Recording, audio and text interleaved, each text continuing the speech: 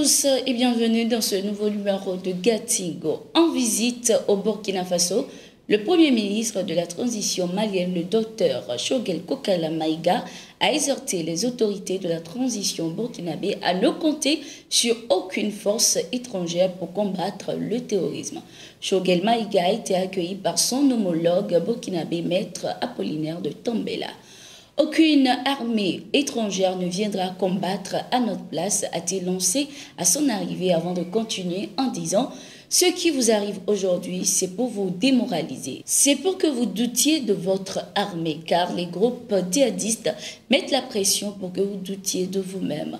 Nous avons trouvé les mêmes choses au Mali. Vous avez fait des choix qui ne sont pas du goût de tout le monde, conclut-il. Avant de repartir dimanche, le docteur Maïga devrait prendre part à la cérémonie d'ouverture du FESPACO, Festival panafricain du cinéma et de la télévision, dont le Mali est le pays invité d'honneur.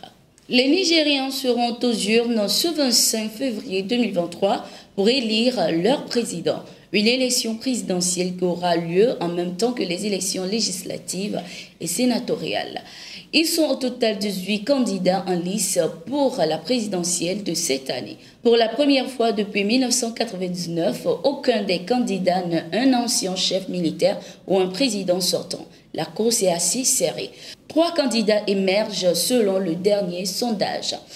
Le parti du président sortant Muhammadu Buhari, le Congrès des progressistes APC, porte la candidature de Bola Tinubu, tandis que le principal parti d'opposition, le Parti démocratique populaire, PDP, présente à nouveau celle d'Atiku Abubakar. Les 2 candidats des partis traditionnels sont cependant confrontés à la popularité grandissante de Peter Obi, candidat du Parti travailliste. Ces élections sont très attendues au Nigeria à cause de la menace grandissante des djihadistes, en particulier le groupe islamique Boko Haram dans le pays.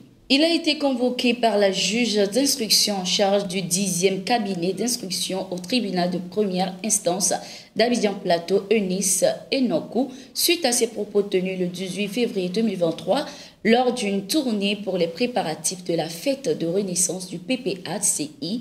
Damana Picasse a été convoqué pour incitation au trouble. La convocation n'est pas du bout du groupe parlementaire du parti de l'ancien président Laurent Gbagbo. Le groupe parlementaire PPACI, qui lui a rendu visite ce jeudi 23 février 2023, se dit profondément marqué par ses attentes à peine voilées à la liberté d'expression et de manifestation en Côte d'Ivoire.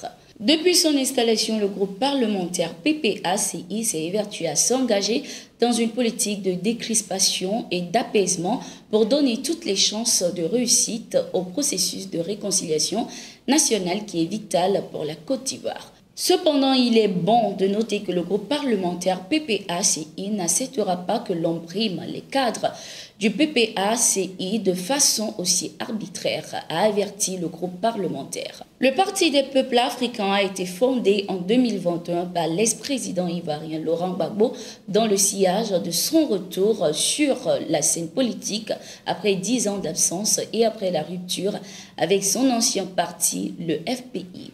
Alors que le gouvernement centrafricain était en négociation avec le corps enseignant du pays, ces derniers ont finalement maintenu le mot d'ordre de grève. Lancée le 21 février 2023, la grève va durer 8 jours et concerne les enseignants du fondamental 1 et 2 sur toute l'étendue du territoire centrafricain. Ces enseignants réclament du gouvernement l'harmonisation de leurs salaires et le rétablissement de certains des leurs qui sont suspendus par le ministère de la fonction publique lors du contrôle physique des fonctionnaires. On le leur avait bien dit samedi dernier que même s'ils veulent aller aux négociations, les 8 jours doivent être observés. C'est après ce délai que nous pourrions revenir décider de la suite, a insisté la base des enseignants grévistes. Le gouvernement, de son côté, se dit surpris du respect de ce mot d'ordre du syndicat des enseignants. Dans une déclaration diffusée sur les ondes de la radio nationale, le ministre porte-parole du gouvernement, Dr Ghislain Serge Dory, a précisé que les autorités centrafricaines poursuivent les discussions avec les responsables des syndicats des enseignants. Cette grève intervient après celle du personnel de la santé qui réclamait le versement des primes en Covid-19 et des intégrations dans la fonction publique. 24 armes ont été interceptées par la douane béninoise à Boïcon la semaine dernière, une opération qui entre dans le cadre de la lutte contre la fraude sur le territoire béninois. Le présumé coupable a été par la même occasion arrêté. 24 armes, dont 4 importées, 2 machines à sous, un régulateur, 2 batteries et autres objets ont été saisis. Plusieurs blessés graves dans un accident de la circulation à Adjopé en Côte d'Ivoire ce 19 février 2023. Selon les informations, il s'agissait d'un convoi qui revenait d'une cérémonie de dot transportant les invités du couple en provenance de Bondoukou. L'accident a été provoqué par la crevaison du pneu arrière du véhicule. Aucune perte en vie humaine n'a été enregistrée. Les blessés ont été évacués à l'hôpital d'Adjopé.